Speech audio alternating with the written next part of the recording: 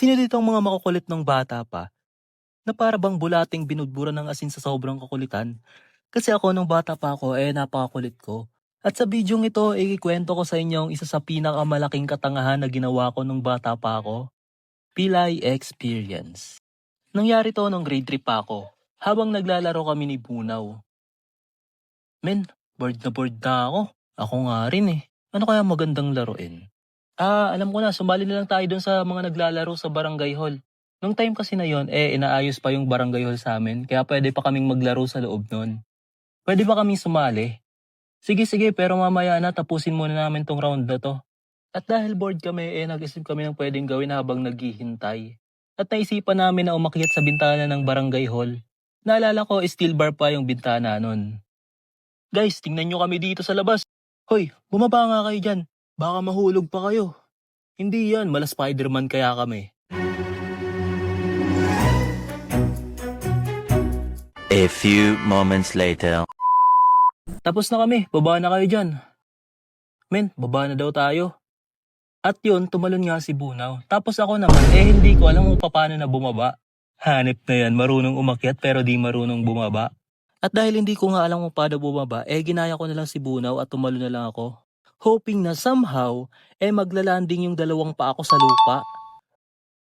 Why are we still here? Just to suffer? At damn! Pagising ko nga hindi ko alam kung anong nangyari. Tapos naalala ko, tumalon nga pala ako. At pagtingin ko sa kaliwang kamay ko, bali-bali na. Ewan ko ba kung anong pumasok sa kukote ng batang ako nung time na yun eh. Tapos nakita kong nakatingin sa akin si Bunaw, nagulat na gulat. At tumakbo siya para humingi ng tulong. Tulong! Si JB napilay, tulong! Talaga namang nagmukha akong si Vegeta habang naglalakad ako pa uwi. Grabing takot ko pa nga nun kasi baka di ko na ulit maggalaw yung kamay ko. Pagdating namin sa bahay, tinawag agad yung lola ko. Oh, kininanam, ano bang pinagagawa mong bata ka? Teka lang, tawagin ko lang yung mga hilot. At nung hinihilot ka ako, damn! Sobrang sakit talaga. Alam mo yung sakit ng ngipin at sakit ng ulo? Parang pinaghalo nun yung sakit sa braso ko nung time na yon na naka 5 times. Ang nangyari kasi nun sa braso ko, pumilipit yung buto ko sa forearm. At dahil doon, dalawa yung naging pilay ko. Isa sa siko at isa sa wrist. At hanep, mahigit 1 buwan niya akong hindi makalabas ng bahay dahil doon. At kahit pagligo ko, lola ko yung nagpapaligo sa akin. Yan kasi, bida-bida, di ka tuloy makaligo ng sarili mo. Ano, tatalon ka pa doon? At makalipas nga ang 1 buwan, pwede na ulit ako pumasok sa school. At ang unang sinabi sa akin ng teacher noon, oh, ano, natuto ka bang lumipad?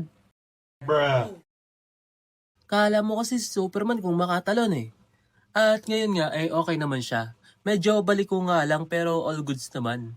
Pero isa talaga sa pinaka-pinangihinayangan ko, dati wala akong dominant hand. So, ibig sabihin, parehas kong kayang kontrolin ng maayos yung dalawang kamay ko. Pero dahil sa pilay ko, mas naging dominant yung kanang kamay ko. At simula din nun, hindi na ako mahilig umakyat kung saan-saan. Lalo na pag nangunguha kami ng prutas. Ako na lang yung nagiging tagapulot at tagadala pa uwi. Tapos yung mga tropa ko naman yung naakyat. At lesson learned talaga, huwag kang umakyat kung di ka marunong bumaba. Maraming salamat nga pala sa panonood. At sa mga batang manonood dyan, huwag nyo akong gagayahin. Kasi sobrang sakit talagang mapilay. As in. At pasensya na medyo natagalan na wala akong upload. Pero malapit ko na namang matapos yung next video ko. Siguro mga next week tapos ko na yon. At make sure na abangan nyo yun ha. Mag-subscribe kayo. Bye.